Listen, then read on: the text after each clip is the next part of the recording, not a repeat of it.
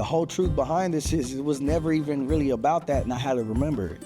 When I fell back in love with the music, I started finding myself more like, dog, you did want all this, you just didn't know it came with, you just wanted to do music. Like, I literally walk in a place like this and like... Hey everybody, and thanks for listening to another episode of the Kick Your Boots Up podcast. This episode is coming to you special this week. We have 2 releases in 1 week. I know, it's amazing. We're so excited to cheer on this next guest as he has an upcoming show that we're going to get to dive into. But before we do, I've got to give you a little bit of backstory and tell you about one of our newest and favorite endorsees here at Justin. He is from head to toe a Justin endorsee. We love everything he does. Universal Music Group, Nashville recording artist. So big label backing him. No big deal. You guys, this is Louie the singer. Louie, What's up, guys? Yeah, thank you for being on the podcast. Man, thank you for having me, man. This is cool. You're amazing, truly, like so genuine and down to earth. And so I'm so excited to dive into this. I know everyone out there is as well. Mm-hmm. And so I guess to get us started, we were kind of talking a little bit off camera about a photo that you had when you were a little kid, which is on our website, actually. I think we used it for your story, where you were in a diaper and boots. Cowboy hat. There's so much to unpack with the beginning, but tell me about like your humble beginnings, where you grew up, things like that. Right here, Fort Worth, Texas. And it's cool that, the justice situation happened, but I'm from Northside area. If you're local, it's called Diamond Hill. So I'm born and raised out here, and my family is originally from, like my mom's side is from Texas, but originally everything comes from Mexico, But man, where is Texas and it gets, where did you grow up going to eat? Growing to eat was Northside everywhere. I mean, even the stockyards, I would go to Spaghetti Warehouse with my mom a lot back when it was open. Rest in peace. Yes. We would eat in the trolley and stuff like that. I mean, the Northside area, we had Chewy's. You had anything you could think of, from tacos all the way down. We even had Swinford's Pool Hall. I never got to go, but my friends were always there. Yeah. You've heard the stories, right? Oh, man. My mom was drunk, and I'm like, my mom didn't let me go. But we were kids just trying to go play pool and stuff like that. But, yeah, my dad was from the east side, so we definitely had ties over there to go eat over there and stuff like that. La Hacienda and the pool guys and stuff like that. And it's so cool that you got that perspective too of Fort Worth to then grow up and experience everything that you've gone through. But one of my favorite stories that I just heard recently about you was whenever on Saturdays when you would clean with your family and listen to Selena. I always get scared when everybody always says about a story. I heard a story about you. So Selena was real big, so that's why it's real surreal that I'm playing with Chris. But growing up, the Astrodome show was something my mom kept on repeat. Her whole albums, and this is back when you had CDs, so she's playing a CD for the whole day, and we're cleaning, and the house was no bigger than this, but just imagine like walls, and for whatever reason it took 6 hours to clean. It just never made sense, but it goes from like, oh, here it goes again, to like, okay, we're cleaning, and then it's like, I know. She walk in the room, and I'm like 5 over there getting it, like, it's like, it made no sense, but yeah, that's how it was, and you didn't really realize, but that's where the musical stuff started coming in. Yeah. And I feel like that was like a pivotal moment for you whenever you looked up one day and were like, whoa, I'm actually pretty good at this, right? Well, honestly, it wasn't even that. I wanted to do a whole bunch of other things. Like, I remember... What did you want to do? At one point, I wanted to be a DJ. I wanted to be a stunt man. Because I was always jumping off things, like Jackass. Remember when that came out? Yeah. Everybody had a video camera. Like, we didn't have that. We had a Kodak camera. And what we would do is do some throw shit, and in the middle of it, we'd get the picture. So there's pictures of us jumping off of our shed with the top of our sandbox was a turtle shell. So we just sit them and slide onto all this metal stuff. And then I wanted to be a stunt man. And it was like, nah, I don't know. And then the horses came around, because of my aunt, my grandma's sister. And so we got into that. And then, just like every other teen, every other kid, it wasn't cool no more. Right. And then I got into rap, hip hop, the b-boying. Me and my dad didn't have a big relationship. Like, we did, but we were always fighting because we're so alike, right? Yeah. So my teen years was rebelling, and trust me. That's so relatable, by the way. I'm getting my karma, trust me. I got a 15-year-old, Oh, man. So what's crazy, though, is me and my dad connected on basketball, other stuff like that. I was already kind of trying not to, but running around with the wrong crowds. But that's where I grew up. That's all I had. These are my homies. That's what you knew. We all kind of had to make the decision together. Like, what are we doing? We going, are we? That's just what it was. So me and my dad could not connect for whatever reason, because he's trying. They had me young. My dad, I think he was like 16 when my mom was pregnant. Oh, wow. So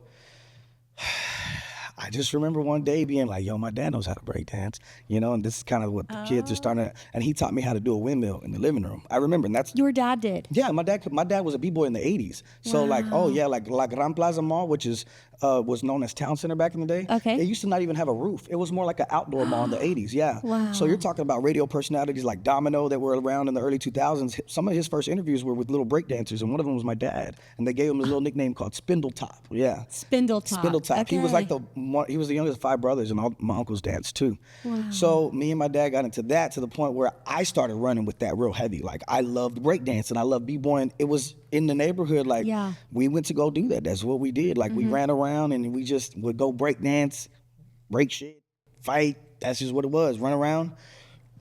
It wasn't until 17 is when things started getting a little like, holy shit, what's going on? Sketchy. So Nemo was one of my first friends that I lost, like that was really close to me. Unfortunately, what's crazy about it is his dad and my dad grew up together. And then me and him grew up around each other and then got closer in our teens. We actually didn't like each other when we met, and then after that became the closest friends, like brothers. Is this Big Mike's son? No, this is actually, Big Mike was one of the guys in the group. Okay, so Big Mike, that's crazy, you know that. So Big Mike is actually one of my dad's best friends. He used to call him Rope Man. He'd be like, man, what up, Rope Man? And I used to tell my dad, why do you call Big Mike Rope Man? He said, because, man, Rope Man, he used to be tall, skinny. I said, Mike was skinny? He said, yeah, it don't make sense no more. It's big ass rope. I said, damn. But, my dad was always just like clowning. That's just how it was. But but Sorry yeah. to throw you off. No, Yeah. you're good. But Keep going. Victor, Big Vic, and Little Victor, which was Nemo, were close. It wasn't until around 17 when things started getting out of hand. Like, we were at Sonic right here on Main Street, Northside, 28. My favorite Sonic in to the this back, day. right there in the stockyards, in the back. Yeah. We used to break dance there. You're talking about over 150 kids with a big old diesel truck with the doors open in the middle of Northside. Like this is right here down the street. I was born and raised in Fontaine and Terminal, right here in Diamond Hill, right? Wow. It wasn't until the night when it hit me like, this is getting bad. Victor was shot at running all the way to 7-Eleven. He lived. Wow. He lived. A couple months later, things caught up and he was eventually, unalived, and it was just like a real turning point because a month and 13 days before that, Greg, one of our young buddies, Kirby, committed, took his own. And it was like, man, it's just getting really bad out here. Like, what am I doing? Dark, and then heavy. Yeah. people are going to prison from high school. I'm like, dang, I went to 12 high schools, and that's a real fact. Wow. I moved around a lot. I was in and out of juvenile since 14 years old. The first time I ever went to jail was 17. And they kind of just, it felt like you were passed around maybe. Like you just rejected Yeah. from all these high schools. But that's really just how it was with all my other friends. Man, where you at now? I'm going, man, I'm over here on this side, man. My mom put me over here. I could kick that over here. And eventually, it's not too abnormal. Yeah. And then you would think that I would finish making it already my senior year, dropped out. And I was just running around. And that's when my cousin Tank, who grew up a block away from me, that's where that came in. And his family took me in because I was sleeping at Echo Lake. That's where we would break dance. That's where we would break dance. So, yeah. First of all, I want to make light of this because a cousin named Tank, I think everyone out there can relate to this when there's always that cousin, right? I love that. So it's Daniel. It's funny. It's like, hey, well, Tank. Oh, what's your name? Daniel. It's like, it's so funny. But so me and Daniel grew up a block away from each other.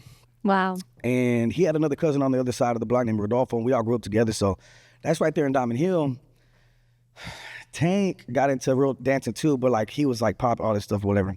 And one time he just found out that I was sleeping up there and he got mad. He was like, what are you doing? And so he took me home, and his mom was like, yeah, she would give us $5 every night. We were bummy kids and she fully supported it. It was horrible. Aww. But Mexican moms, it's just like, they let them go do what they do, just as long as they ain't doing the bad shit.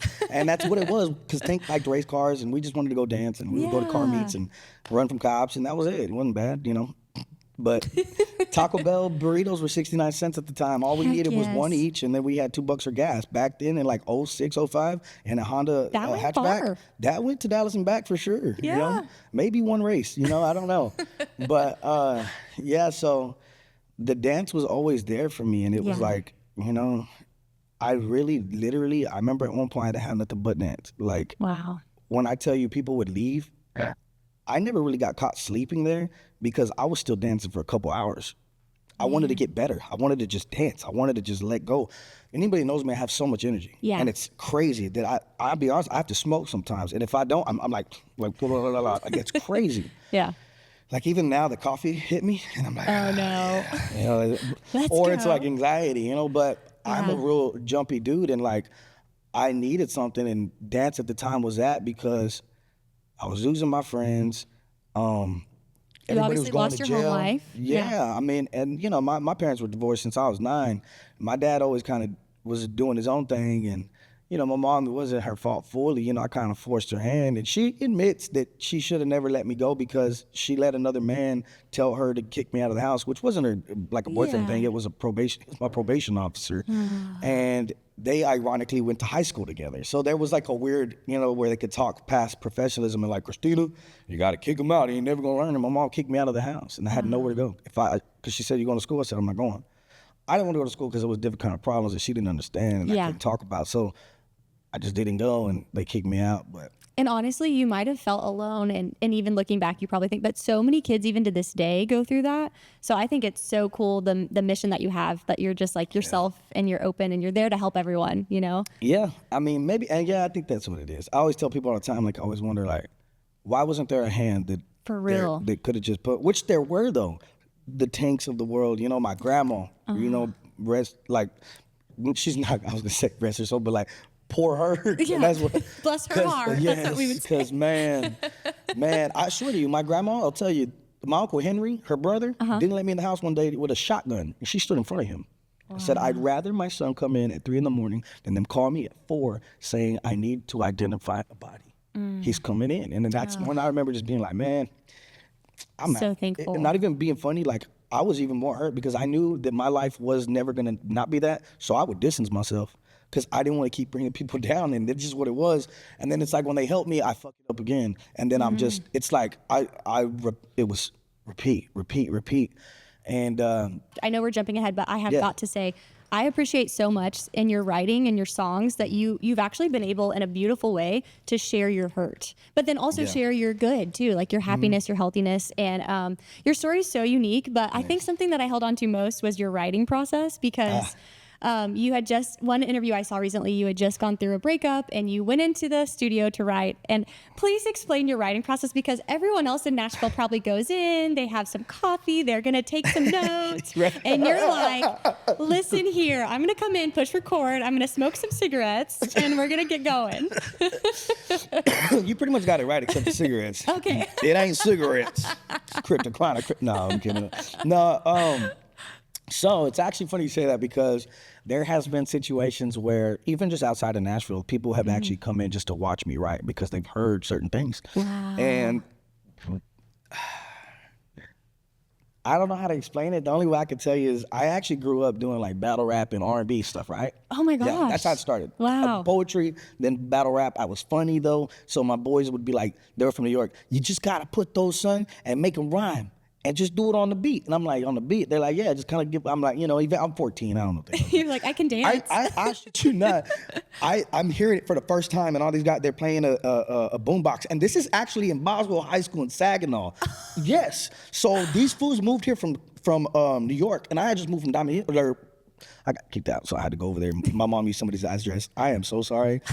I don't know. Can we get in trouble this far out? Anyway, no. But so I, you know, I'm out there and I'm like, man, ain't nobody gonna relate to me. And I meet these guys. Hyson, he went by Cino Figs, and Chris Bethère, it goes by Chris Loyal. They were rappers from Brooklyn, but I'm still friends with Chris Loyal to this day.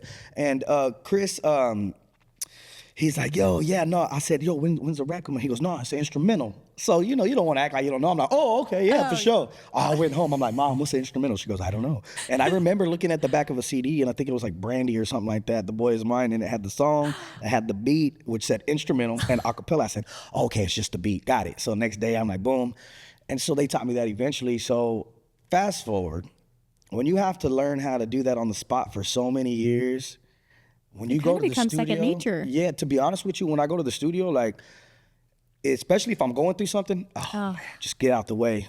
I told the guys on the road, I'm like, hey guys, I'm gonna knock something out if y'all can't go to the roof or something like that, you know? And they'll go to like to the Airbnbs and just all chill to themselves. I'll write and record a song in 45 minutes. But it's like literally like the song I got with with Scatterbrains, who's a dope producer who's worked with Jelly like on a lot of great things. Okay. I actually put Chris Bettis and Bobo on the record as well. Wow. It's called If I Die Tomorrow. Well, Ooh. I'm at CMA Fest, and I'll give you the example of how it works. I'm at CMA Fest having the worst anxiety of my life, you know, and I'm working through it now. Like, I mean, I have to ease into this new lifestyle. Like, I come from, For real? there's a reason I roll the way I roll. I come from something different, you know, so it's like, it's hard to walk in a room and I'll be honest, it's just kind of hard. You know, I don't know where I'm at, you know, Well, I can at the only time imagine. at the time I'm trying to like work through it, and I think the drinking had a lot to do with helping clear the anxiety, so I stopped it. And the night before was the night that made me do it, so I don't want you to think I was sober in this process. But No.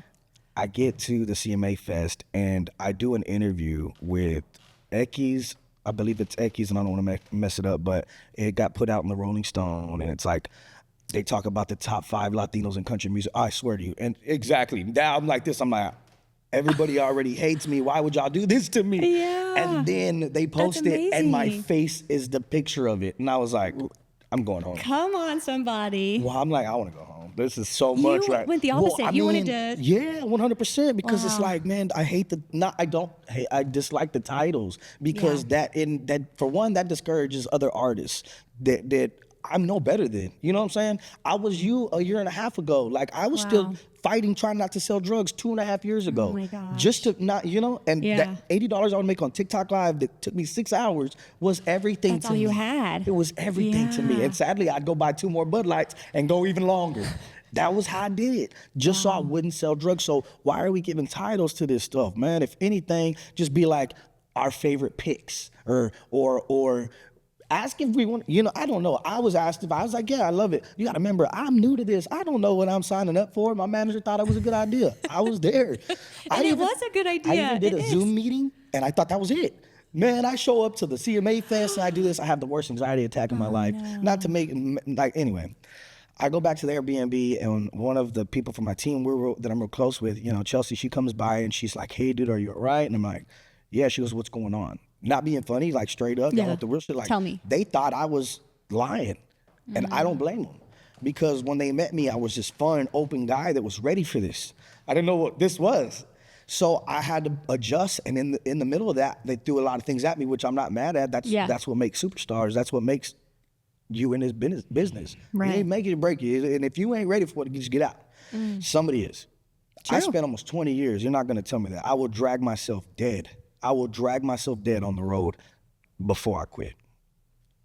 I told her, I said, I don't know what's going on with me. I said, I got personal things with my son. I got personal things with everybody. Everything right now. It's all So when I coming go down. home, I got 7 people in front of me to begin with, from my kids to my baby mamas. I got 3 baby mamas and 4 boys. And we're all, it's never, Rocky. you know? Rocky. Then I got guys on payroll. That takes care of itself if we work. That's stress enough. Bam. So you got to remember too, I don't go perform and I don't go out. We don't make money. The whole truth behind this is it was never even really about that, and I had to remember it.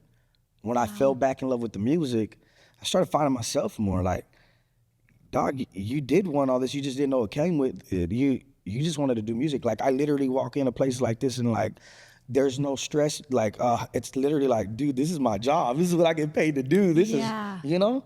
And I couldn't tell her everything on the spot. And eventually, you know, it all came out. And I said, I just gotta let this go. She left.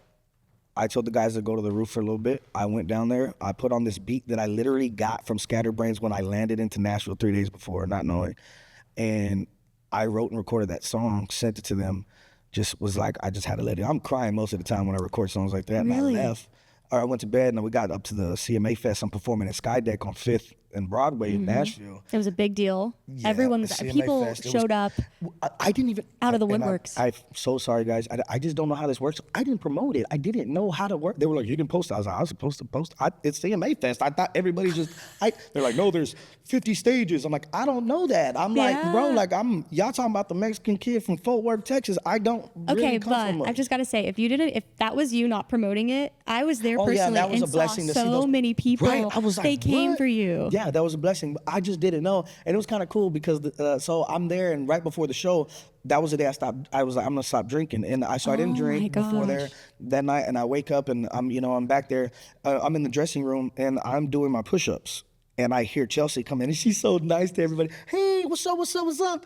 And they see me. She's like, come here. And I'm like, what? And then she's like, this, are you okay? And I'm like, oh, that. But that's how that happens. Like, I just go in there and like, whatever, literally whatever I feel, they'll put the track on about 5 times and I'll just sing and freestyle about 5 different songs, pick the best ones. I like that melody. Cool. What did I say? Wow, that was cool. So I swear to you, I've said things where they're like, what'd you say? And I'm like, I don't know. What did I Hopefully say? somebody was recording. Man, I just close my eyes and I'll just sing, and they'll put on beats for days and I'll just sit there and drink, Wow. sing.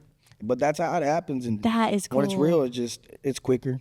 And honestly, you can tell that. Like listening to your songs, I feel what you're feeling. And I don't even know the half of it. You know, like you're just now telling things that you've never gotten to tell Man. before. And I think that's what makes you you, that makes you relatable. And something that I held on to was like, a lot of people in your lifetime have looked up to you. Like a story that you specifically told, once you were in prison, they wanted you to start singing at the church services. And you're like, okay, maybe I should read the Bible. Tell that story, because like that to me, that hit me. What's crazy is when I went to prison, I had laryngitis. So my voice was barely moving. I talked like this. Like it was so bad. Like it was crazy. Wow. Stress, everything. My dad just died like right before I go. And I'm in the church service one day, and they're all like dancing to like Christian rap. I mean, like at one point, kind of like the inmates do what they want sometimes. So it was just in the gym too. So I went down there and I still got a little something. So I went and I did head spins. And they're like, oh, shit. And then one of the dudes tells, and I forget his name, and I know him. He was from Lubbock. He was the drummer. And he told him, he was like, hey man, they said you can sing something, but be godly. And I remember being like, damn. And he asked me, and I'm like, never would have made it. It was gospel music. Yes. Everybody goes, I'm in prison. I ain't been here a week. I'm like, oh man, what did I do? This was a test. I failed. I'm in prison. I'm singing. Like, oh man, these fools finna start winking at me. I ain't with it, fool. Nah, but it not being funny. And so after that, they're like, oh man. And then it was even funnier because I was Mexican. They were like, that's the S.A. Yeah, that's the S.A. singing. Man, Is that what they called you? what up, S.A.? Yeah, most of the times. But with my other mate, I don't know. We address each other a certain way. But yeah, I start going in there, and then I meet Brian Lowry in prison, and he's the band director at the time. He's playing guitar and stuff, and he's being honest. He's like, man, I ain't gonna lie, man, it's pretty lame. We need some spice. You got spice. You're like, I'm like, man, what do you want me to do? I don't know. He was like, man, I don't know. You want to rewrite some songs with me? So we took Johnny Be Good and made it Jesus Be Good, or Born to Be a Sinful Kind of Man. We changed Simple Man to Simple Man. So Get all kinds it. of stuff like that. Then I started writing my own. Yeah. Then I started reaching. I even used to do Chris Stapleton's the Broken Halos. Yeah. So all of those I would like. Boom. And then, but you're talking about down to New Orleans. But we would like, I mean, you're talking about church music. You Yeah, know? we're going to church Jesus now. to Galilee. So everybody, man, you got people, inmates, sit down. I'm talking to Jesus right now. Don't bother me. My hands are up. That Mexican singing, boy. Yeah. And then I would break out the piano. And I would talk about my story, and then talk about, I'd be honest with you, what it turned into, and as my mom will tell you, turned into preaching. And that's where I found something that I want to do, further on, and I'll get to that. But I would start singing, and I'd be like, man, it started with the faith, hope, and love thing. And I'd sing, and then I'd jump into a couple Marvin Sapp records. Eventually, egos and stuff like that, I realized there was a lot of weird stuff going on in the church. A lot of those guys had different kind of charges, and I was like, man, I just can't be a part of it. Be around this, I got kids, and I'm good on that. So it was one of those things. Oh, Victor. It was one of those things where it was like, I had backed out, but I found, don't get me wrong, in the beginning, I only did it because I was like, man, I really got to sing something. I got to do something. Get it out. Man, my mom told everybody, one day he's going to sing in church. I'm like, good luck getting me there. God locked me up and put me straight in there, and it was like putting a rat in a little box and saying, here's the cheese. You said you never eat cheese in the box. Well, you ain't got no choice. So I ended up doing that. I was on that unit for like 13 months. And then this is in West Texas. You talking about 112, 113 degrees in them dorms. So all we had was music sometimes. Oh my gosh. Then I got shot down to South Texas. I was in 3 different units down there. And in 2020, I walked out of the Walls unit in Huntsville. I've actually went there, took pictures and stuff outside of it. Like, have you? Yeah, because it was real big, like for me, like when I was on transit, I didn't talk to my family for like 2 months. And so when I got down there, it was just like the penny was in the wind. I started writing my mom and them, I'm like, hey, is my release date still good? They're moving me around like crazy, What's going on? Yeah. I got out of prison and, you're in a group of people and slowly but surely everybody starts finding, I don't get emotional, everybody starts finding their families. And I got to the end and I was by myself. And I remember being like, dang, did nobody come to get me? And I turned around, I'm like, did I miss something? And there my mom is, and I guess I missed her. And she was like, no makeup on, and she had a gown on, but she hadn't seen me, so my beard was all the way out. And I right now, I'm about 175, but I'm on the bad side. But at the time, I was about 190 something, just stuck. And I'm not a tall dude, so I'm walking around like this, and I got a chain bag. I look over, and she just broke. She was like, oh my God. I was like, Ma, what's up? And she almost didn't even recognize me. And I was like, but it was kind of a good thing because I wasn't fully there, but I left a boy and I came back a man. And it wasn't because of the way I looked or moved, it was the way I thought. And I just realized like, damn, I just put my whole family through this shit. I can't do it again. And to be honest, there was so many scares since then. That's why I have to be careful on how I move now because there's a lot riding on this. Yeah. There's a lot. People don't realize pressure. They think they do.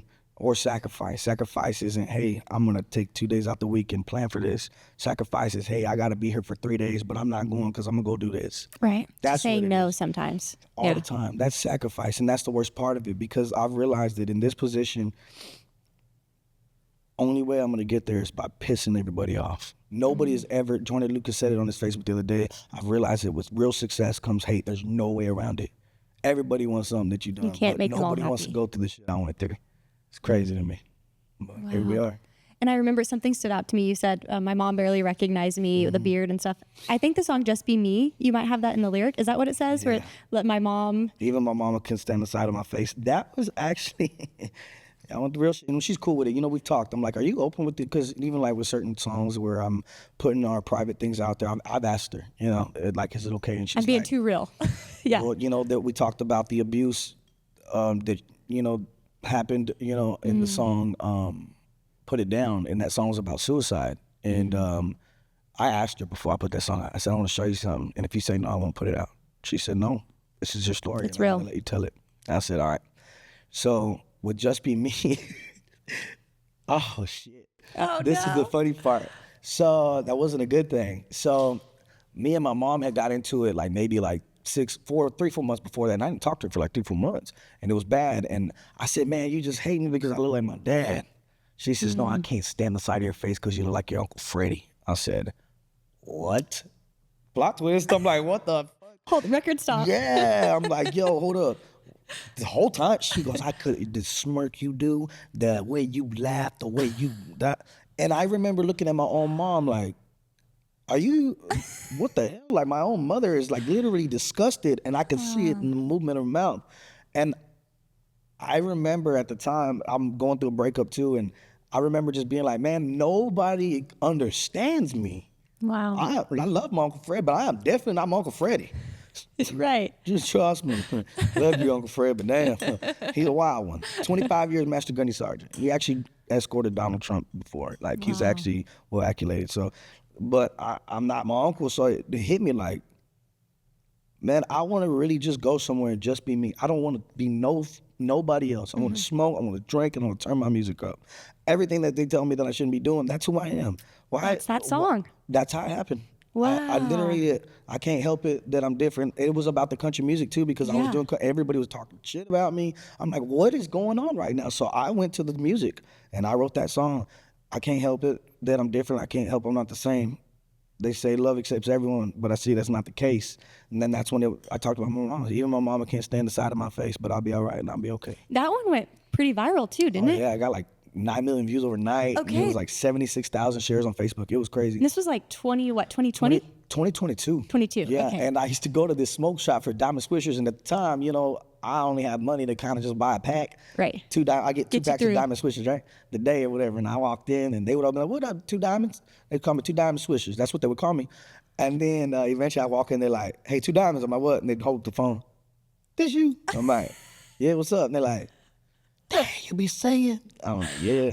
And they're like, "Man, that's cool, man." And slowly but surely I started realizing I couldn't really go nowhere. But it was cool because it was like, it was just a viral thing. And then eventually, like, all the other songs about me, like Sending Me Back was about me going back to prison. Like, all those things started The going emotions, viral. Well, yeah. because my family, and this wasn't planned, my family was there with a banda. And my abuelita is sitting there under a tent by my grandfather and my dad's gravesite while they're sitting there playing like on some real Mexican shit. That's what we do. Yeah. And my abuelita, my tias are all drinking. I think they had a Clase Azul bottle. Like, I mean, they're lit. My tia fell in ants and she's hitting it was crazy. Oh my But we gosh. pulled up to shoot there. And so eventually that started going viral. People were like, "Yo, he's Mexican."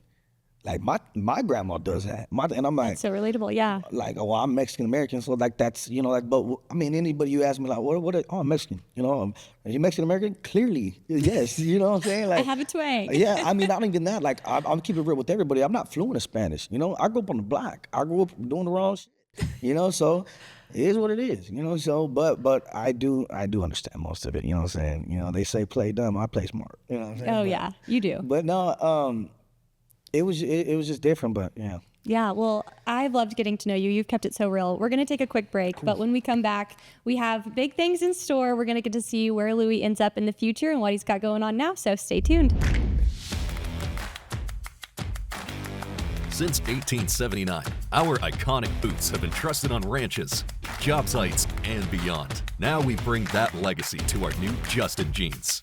Our jeans are meticulously crafted from a blend of materials, offering uncompromised comfort and toughness. Boots, jeans, and clothes built for men who demand nothing less than craftsmanship and style. Find a retailer in your area at justinboots.com. Hey, everybody, thanks for joining us. If you've missed it, go back and watch it. If you are just tuning in right now, you're about to be amazed at everything Louie has going. If you've already listened through and you have so many more questions, feel free to comment below or DM him, whatever. We love to answer questions here on the podcast. So I guarantee you, if there's enough questions, there might be a chance that he's back on. We'll have to get some questions answered. But I'm going to jump right into it. And this is going to kind of... Sorry. No, do you need to... Yeah, I'm good. This is going to kind of like how you were talking about earlier with like the Rolling Stones magazine and stuff, like titles and things. This might throw you off a little bit, but because you don't toot your own horn enough, I want to toot your horn for you. So I'm going to read a quote that I found once you signed your deal with UMG Nashville from the CEO of UMG Nashville, Cindy Mabe. And it says, "I'm so inspired by Louie's energy, purpose, and intention to expand the sound of country music through his own personal story and his songs. I'm so proud to bring Louie into Universal Music Group in Nashville." And for hearing that quote, obviously it's been months now, almost a year now, since that happened. What does that feel like to you to now be with such a big label, doing your thing, living your dream, having people like her say things about you? Well, first off, thank you. Love you, Cindy. Cindy is amazing. When I tell you, like, You're good. Take your break, Will. I smoke. It's not COVID. Not worried. Thank you.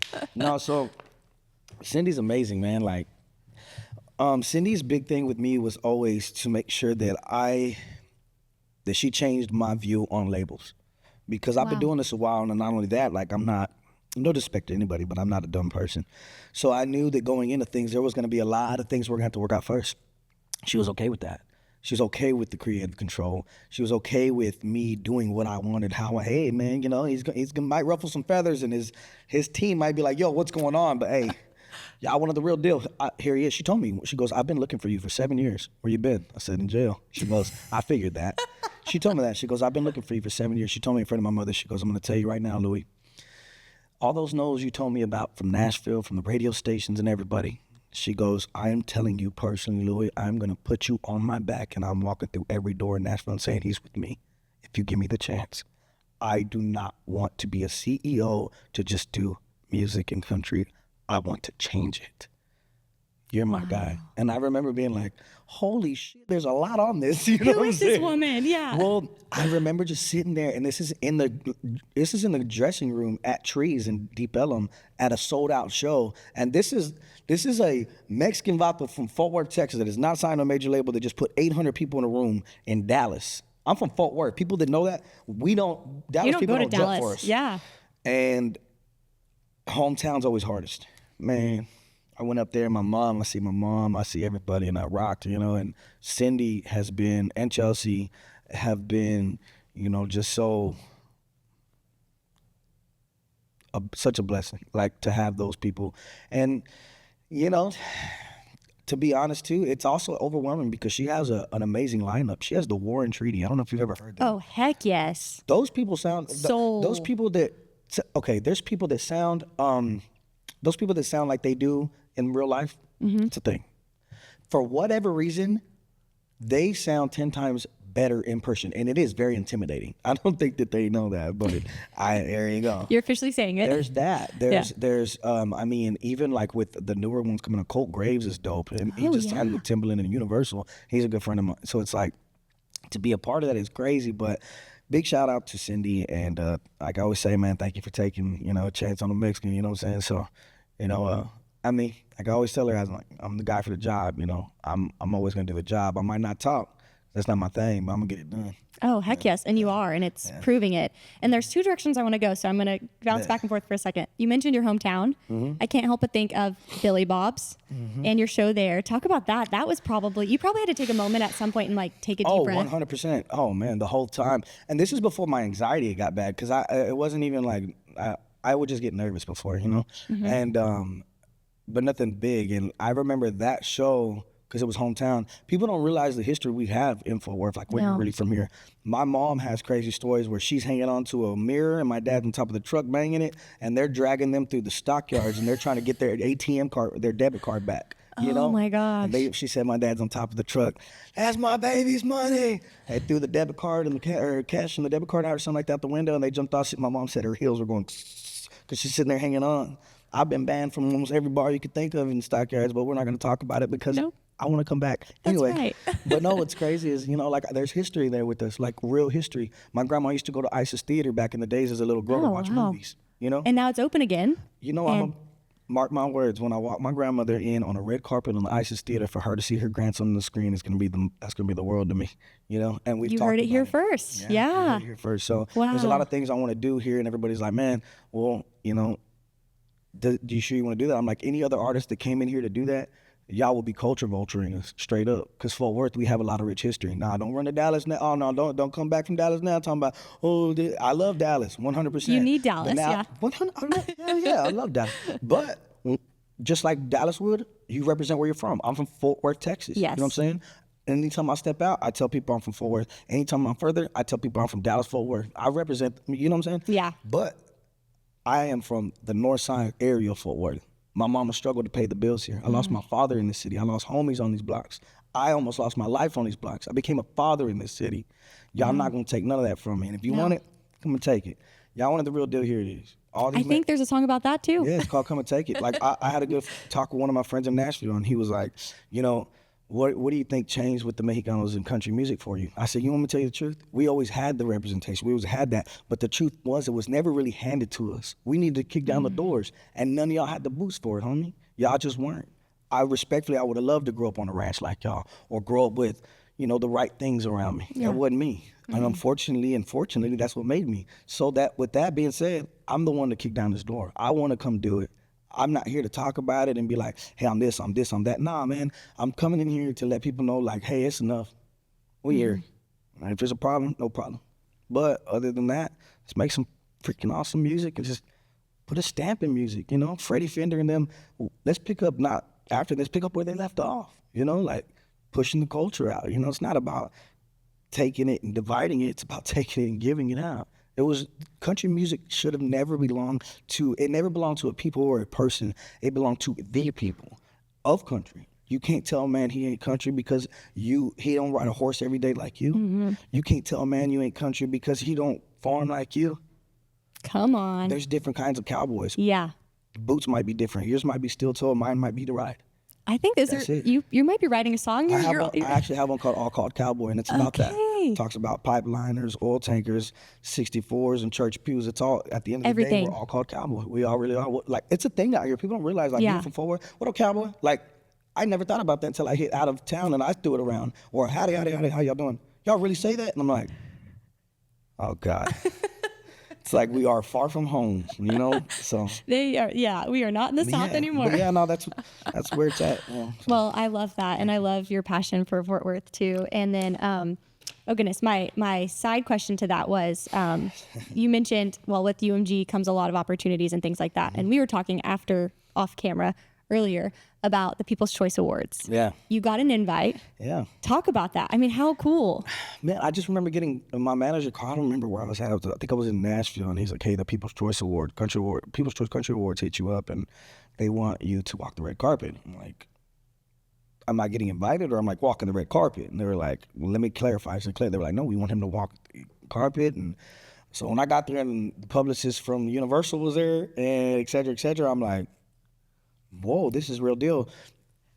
Have you ever been to a red carpet event? No. I've only been to like one, and it was when they gave Cindy Lifetime Achievement Award. That's where I Yes. met Big Boy, LL Cool J, Becky. Well, I've known Becky since we were younger. That's a whole different story. But like, yeah, that's crazy. We had the Wow, same yeah. managers when we were little. Yeah. Oh so, my gosh. I ended up seeing, what it was kind of like. Yeah. But As like from afar. yeah, I mean, well, I was still on the red carpet with Cindy and them taking pictures with the label. When Universal got there, Okay. they had her come out, and it was kind of cool. She's like, "My guys, I need them," and it was like me, Brad Paisley, and like the Warren Treaty, and I'm like just standing there like, "Holy crap!" You know what I'm saying? Hell yeah, we made it, fool. And I hadn't even started drinking yet, and I was like, "Oh, it's gonna be a problem."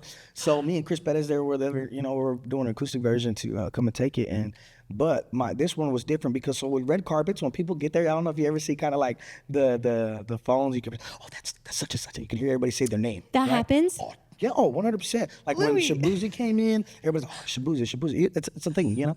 So I Wow. remember being like, that's Louie. This is I'm like, who got paid to mess with my brain right now? I'm like, this is crazy. I got a jacket made by Rob, the original. Shout out to the homie. Super dope and very, very, very popular viral artist from California. Made my jacket. He drew Freddie Fender on the back.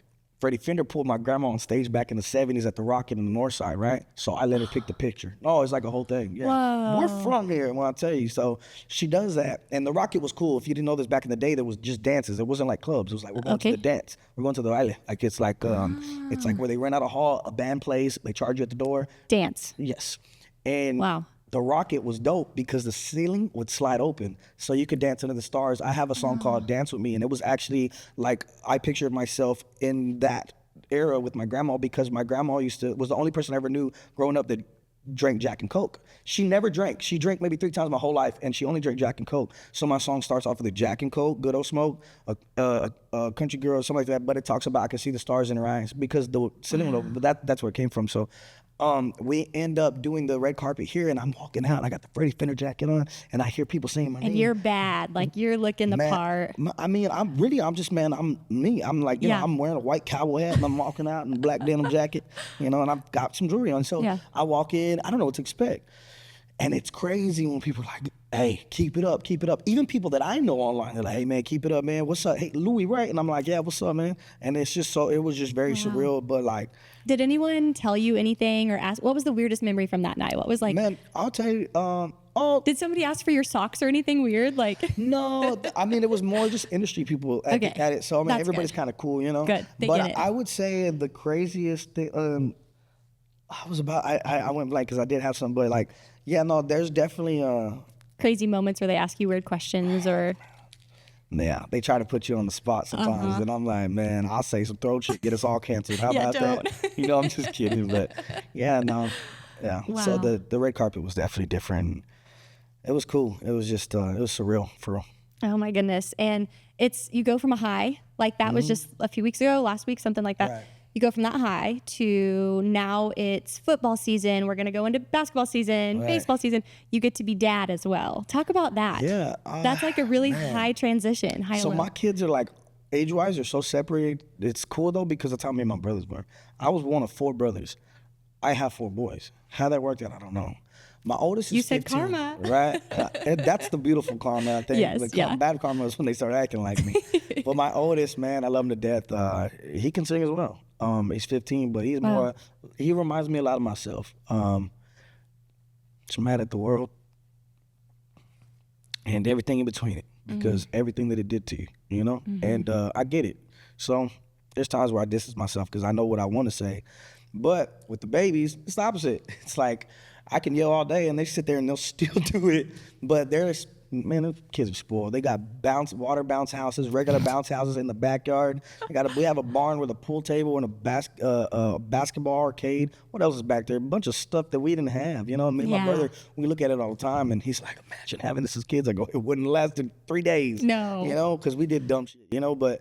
You know, and my 9-year-old, he is my music guy for sure, though. The kid's already recording himself. He has a piano, guitar, drums, and a recording software and a bass in his bedroom.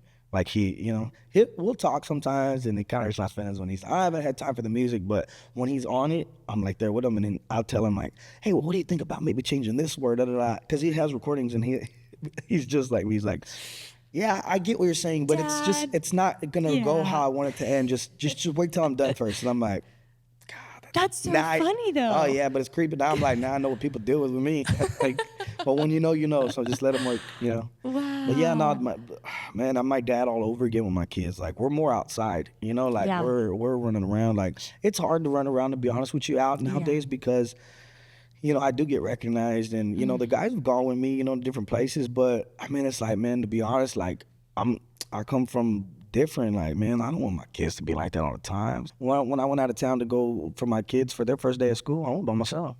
Nobody even knew. Like the guys knew and stuff like that, but like my manager didn't even know I went by myself. And in the morning I came back, he was like, "What are you doing?" I was like, heading back. I went to the kids' first day of school, and I drove out of town. He goes, "Oh, hey, who's driving?" I was like, "Me." He goes, "You by yourself?" I said, "Yeah." He goes, "This fool." So that just shows you where it's at for me. And sometimes I have to realize, like, when my own manager's realizing, like, why are you by yourself? You don't need to be by yourself. Yeah. You know? And then I get approached all the time at bars. There's people tell you, it's all on Facebook. These, man, just ran into Louie the singer, coolest vodka we ever drank, and talked to him for 30 minutes. I'll chop it up with you. You know what I'm saying? You're like, that was Just cool, don't- but also that was 30 minutes. Yeah. I mean, I'm cool. I'm Yeah. really cool. It's just, you know, going out with my kids now, like parks and stuff like that. Like we do get filmed and stuff like that, and it's cool. It's just like hard for the babies to understand. I was in Vegas for my son, so my last date of tour was in Vegas. I played the House of Blues at the Mandalay Bay. A dream. That was crazy. Yeah. Wow. And my son, that was his birthday. I'm like, dang. I flew him and his mom out and you know, he's watching me at the top and stuff like that. But before that, I said, we'll go shopping. You know, don't bring clothes. We'll go shopping while we're there. Happy birthday. I remember taking pictures with fans and looking over, and he had just a stare like, when do I get my time? I'm like, damn. Him and his mom were already going at it in my defense. So I kind of just like this, like, dang, you know what? I gotta do this right. So I just stayed with him, walked around, we did it. And then at one point it was just me, him, and his mom, I believe. And then, but yeah, I try my hardest to make it as normal now, because I don't know anything else but it. But no, like when I'm with my kids, they know. A lot of people know. Don't even bother me. You know, Yeah, this is and my that's time. good. Yeah, and it makes me be okay whenever I get back on the road, because when I'm far from them for too long, or we're just not in like agreements, you know, and the schedules don't line up, it hurts, you know, and it bothers me, because I do all this to give them life I didn't have, and I have my fun on the way. Don't get me wrong, you know, like I love my job. So if you ever see me out smiling, having some drinks while I'm working, I mean, I think if anybody's mad at that, they just mad that it's not their job, because I would have been too. But I mean, I get it, you know. So, but there are times where I trust me, my guys know if I wanted to, I'll take off for 2 weeks. Won't talk to nobody as long as I got my mic and everything to record my music and make my music. I'm good. Ain't no hurt the bank. But the truth is I'm not that guy. It's not. If I go, I'm working. You're always working. Oh yeah. man, 100%. And they'll tell you, there's days I wake up dealing with the craziest stuff with my children, and you would never even know it. From interview to interview afterwards, just till I get back, and they'll tell you straight up, I throw everything off. I'm pissed. I woke up, and I've tore up a whole Airbnb before. Took off in my own RV, left without everybody, just left. My own manager called me. He's like, "What the fuck happened?" I'm like, "I'm gone." He's like, "You're by yourself?" Yep. He was like, "You're driving the RV?" I said, "I own it." Oh, I've lost my whole brain on tour. And it just stemming from being away from the kids and knowing all the shit's going on. And imagine when tour just starting. It's like, man, you know, I had a lot going on with my oldest son this year, and full circle stuff, you know. So it's like, in a way, I'm kind of happy. In a bad way, I'm mad that I know what to expect because I was there, you know. And it definitely trickles into my work, you know, and me wanting to be out and my anxiety and stuff like that. But I wouldn't trade none of it because it's the only thing that keeps me sane, being a dad. And I love seeing this side of you too, because you are a tough guy and you've been through some stuff that's made you tough. But this is the second time in like a month that I've sat next to a grown man that is wanting to get teary-eyed about their kids. So I just got to give a huge shout out to you because that means you care, you're on it. And I bet at some points, like my parents and I have talked about, at times they just wanted to like pick me up and shake me and be like, get back on the right path. What are you doing? I'm sure you can relate to that. You want to just like, come on, kid, get it together. I want you to do this. But we don't have to go there. I just want to say that I commend you so much for that. And you mentioned, to kind of change things a little bit, you mentioned in Vegas playing. Yeah. Okay, so I've got to ask you, this is on my list. What has been your most favorite place to play? And then in the future, what is like your like next goal level? Okay, I thought you were going to be like, what's the craziest thing that happened? I was already looking at them. Oh, like, tell me, can you? Oh, shit. You done did volunteered it. that. Yeah. Craziest place I've played so far, I have to honestly say Billy Bob's. Okay. Because that was hometown to see almost 3,000 people in a room on a Wednesday right after Christmas. For you. Yeah, it was after Wednesday, right after Christmas. Right after Christmas. 2 days after. It was a little like, whoa, there's a lot this, you know? And I was wearing all white, and my mom's friend Stephanie, she was like, you know, not being funny, he came out, it was like freaking Elvis. I loved it. And I'm like, chill, you know? But I was like, you know, knowing that my people that were so close to me growing up felt that way, it shows me that was a whole different energy level, you know? Mm-hmm. I'll be honest, there's times where I stand there for at least a minute and they just don't stop screaming, and I'm just sitting there. They don't even know it. Like, I'm trying not to either cry or just be like, what the hell's going on? You know, but I'm sitting there just taking it in, and before I know it, I'm like, I haven't said nothing for a minute and a half. Even the guys, my buddy Aldo, he was in Cumbia Kings back in the day, he goes, dude, you got to do the freeze. I'm like, what's the freeze? He goes, they're already doing it for you. We used to go on stage, and boom, the whole band would stop. He said, we stopped for 6 minutes. I go, oh, hell no. I'm like, no. I'm definitely not the Cumbia Kings yet, boo. I'm like, we can't. For 6 minutes, they're going to be like, he's a robot. You know, it's 2024. We can't do that. He's AI. Mira, no. Stuff. So, nah, like, Vegas, I mean, Billy Bob's was the dopest one. But on my bucket list. Yeah, if you could do it tomorrow, where would you perform at your dream place? I don't know, because it's not really about the place. It's about who's there. You know, like where, like. I don't know how to explain it. It's like, though, if it's gonna be that, it's got to be like when, like my mom and everybody there, and it's like where that's though. true. You know? Yeah. Because like with the People's Choice Awards, I had one invite, and my first choice was gonna be my mom or my grandma, but I couldn't take both, so I was like, all right, I'm not gonna take either one until I could take both. So I took my manager. And he was like, I'm not mad if you don't want me to go. I go, no. I said, no, I want you to go. I think this is cool for both. This is my first one, but.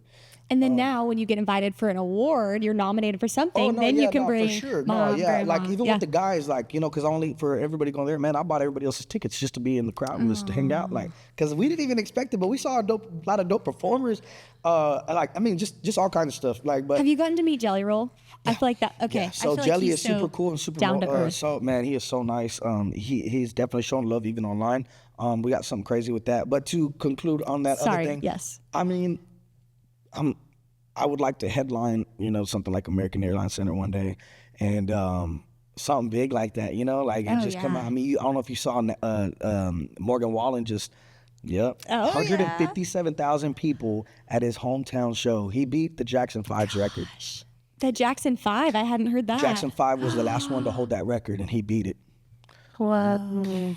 Do you understand what that must, like, he's probably somewhere on cloud nine, man. Like, that's beautiful, you know? So something like that would be cool. Like, honestly, like, you know, shut down all of Fort Worth or something like that and just have, like, a big-ass show, and, you know.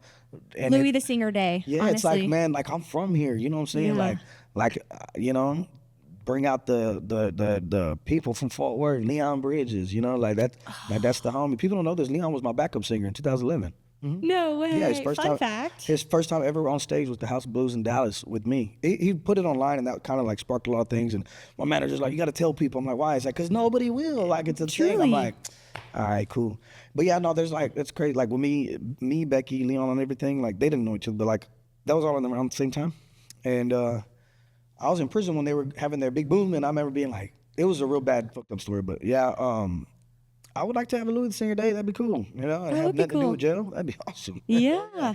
But One day. yeah, one day. But we're doing Dickies Arena in like 9 days. Okay. So Let's talk about that then. yeah, so Huge. big. I was actually a big Ryan Bingham fan because of Yellowstone, of course. Okay. Me too. So, That's how I found him. Yeah, he comes out in prison. You know, I'm like, I kind of relate. He's not the big dude, but you could definitely tell, don't piss this fool off. You know, it's like, but he does music. I'm like, I relate to Rip more than anything. But now Okay. I'm like, yo, hold on, I like this guy. You know, but I got into the show real heavy, became a Ryan Bingham fan, of course, listened to the music. I remember listening to his songs first and being like, dude, how does your voice sound like that? It's so awesome. It's like super old school but modern. Like it doesn't even, it sounds like something out of a movie. You can't Like, explain it. Yeah, it sounds like something out of And a you movie. can feel, same like you can feel his emotion. The grunge, just like the rawness.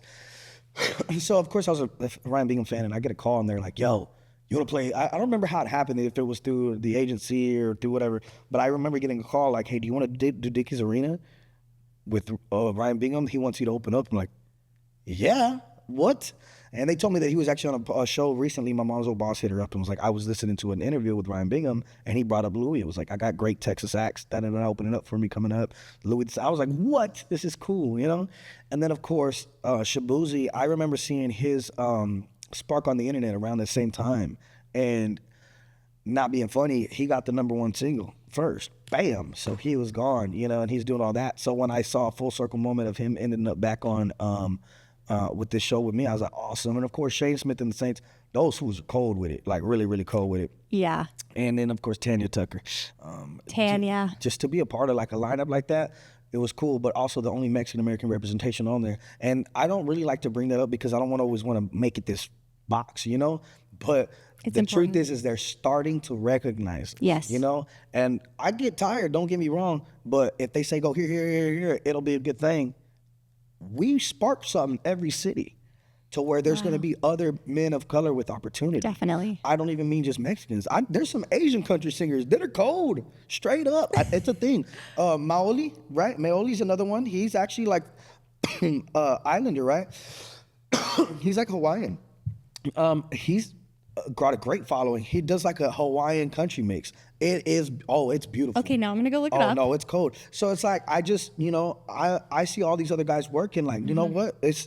This is all time to push down the wall together. There's room for everyone. Man, Period. there's so much. Because the truth is, let's be honest, everybody's worried about the money. And the moment you're worried about the money, that's when it don't work. Genius. You're right. The truth is, there's enough money for everybody. Because even the bigger part is, and it gets to that point, what the hell are you going to do with all this money? Right. I gotta go buy some shit. I gotta learn about tax right. I gotta learn about my S corp. Like, oh man, I don't know nothing. They took taxes Business. out for payroll, and my assistant's having to explain that. And I'm like, you didn't tell me. You know, like it's just so much. You know, so I like your outlook on that because there will be a point one time when you get to the point where you're like, I've done it all, I've seen it all, I have it all. yeah. What? Well, not yeah. only that, the funny part is there's two different people that jump into the industry. People that want to be rich and famous, and people that just want to do music. There are people that want to You're feed their right. families off of music. That's a whole different thing. Yeah, You know? yeah. That's the guy that goes to work that don't want to be there, but he knows why he's there. You know, but at the same time, imagine when you do love your job. That's the win-win. But you That's when the gotta, spice comes along. Well, that's why I tell everybody. Yeah. They're like, oh, well, but I want to. I said, but you didn't hear what I said. That's when you love your job. I love this shit. People are like, why you work so much? I'm not working. I'm having fun. You know, and I can't sit still. If I don't move forward, I'm not. That is negative momentum to me. I just spent 24 hours not moving forward. Why? I have artists complain all the time. How do I do this? How to do that? Da, da, da. I need this. I do that. I said, man, I got 4 kids, felonies, went to prison and back, and lost a whole bunch of bullshit to this. Man, it sound like excuses to me. Yeah. You want to go get it. Wake Send it up away. and do it. Yeah. My dad taught me something that I never lived by, but I applied to certain things. I did live by it, but it wasn't how that you should live. He taught me, you got a problem, fix it. Somebody's in your way, move them. That's it. And you know what? The truth is, in this industry, that's exactly what it is. I had so many no's. It's like, you know what? I will go somewhere with a yes, but I will remember those no's, and I won't shun them out. But I will say, remember, come on now, because it starts somewhere. It's got to start somewhere. You know, just be the bigger vato with some of these guys, man, because the truth is longevity isn't meant for everybody. A guy might not even be here next week. Guy that holds my camera, not him, but like the guy that, or anybody could say that the guy that holds my camera next week, he's a country artist. You're right. You know, the guy that's a country artist next week, he's holding the camera. It's a thing. Don't get no ideas. Well, that reminds me of the story. I don't know if you've heard about Cole Swindell and Luke Bryan and how have you seen that documentary? I haven't. Okay, well, in all your free time that you don't have, Okay. check it out. But that's exactly how Cole Swindell came. He was selling T-shirts for Luke Bryan. Oh, yes, I do know this story. Yeah, he was the merch guy. Yes. Yeah. The merch guy. That's how he's known. Straight the up. merch guy. That'd be funny. That's always a thing. Yes. That's always a Who's level the of merch guy? thing. We have an no, audience. he used to be, and now he's my assistant, moving on to a road management position. You can imagine me going from getting paid just to do some shirts and then getting paid to do everything for Perform? me. And then I'll get a percentage of everything because you are doing that. You know, there are levels, man, I have been to labels where 2 years after I've been there, the water guy that let us in is the guy I'm having a meeting with. 1000%. I've seen it. Like, weren't you the, yeah, man. So I'm it's a long story, but what's up? Talk to me about the music. And I'm like, you were the water guy. You got me a water. You know, so it's like, I mean, little things like that to me are inspiring because it's like, you never know. My manager will tell you, because he used to do music, I always wanted to be in the room. It had nothing to do with me. I wanted to be there. Just wanted to learn. Wanted to be involved, you know. So. That is the right attitude to have, especially like I grew up rodeoing, and the same thing Really? translates. So you can ride? Yes, yeah. Okay. So we probably have that in common. We could probably have a whole nother podcast about horses, but the gate guy was always the one you wanted to be friends with, not because it mattered to you, but because he didn't have to be there. He's opening the gate. He's probably not even being paid. It's probably volunteer, or I guess gate woman too. Yeah. But you gotta treat them the same and then the next thing you know, they've worked their way up. They're the president of the Roundup Club or the president of the rodeo or same concept. You know what's weird? I'm cool with everybody. Like if it's one of those situations they know me and I'm in my mood, I'm like, man, and it's really like an anxiety thing. I'm like, man, I don't want to talk to nobody right now. Give me a second. And it's because I don't want to make a fool of myself. But there's times where I've talked to somebody, like one of my guys made the mistake of thinking we're cool now. We thought this artist was a camera guy for like 3 days straight. He said, so I'm like, cause I'm working, and you know, when I'm at the studio in Nashville with Universal, I was already told that there was gonna be artists watching me work. I didn't know, whatever. Right. I feel like I got so much going on. Yeah. I'm there for 5 days. That's at a time. minor. Yeah. Yeah. So I'm like, cool. You know, y'all all introduced me. So I swear to you, I felt bad. Little me, he thought he was like sitting there standing there, and I finally asked him, like, hey man, who's this vato, man? I'm in here writing these records. Like, did he sign anything? Like, what's going on? Yeah, he's recording all this. Yeah. And Daniel goes, oh, that's a camera guy's assistant. Yeah, that's cool. So I thought he was a camera guy's assistant. I'm cool with him for 3 days. He was the artist, Timbaland and Universal. Just, but that shows you just be cool with everybody. Because the truth is, you ain't better than nobody. This could be over tomorrow for me. Wow. This could be over next year. You know what I'm saying? Yeah. Like, that's the truth. But It won't be. No, it won't be. But because I'm not lying to nobody. This is who I am. Yeah. Sometimes I'm a piece of shit, and I try not to be. You know what I'm saying? But I'm changing. Like I'm trying to change like everybody else. But every single person relates to you because of that. We all have, for real Straight though. up. Like Nah, for real. even when you're doing good and you're on track, you still have a negative thought, or you still 100%. I really don't give a damn, which is one of my records is the most yelled out song at my show. IRDGAD. All that, I really don't give a. And I always start that off with, I'm like, be honest with you, how many I got to go to work tomorrow? How many da-da-da-da? Yeah.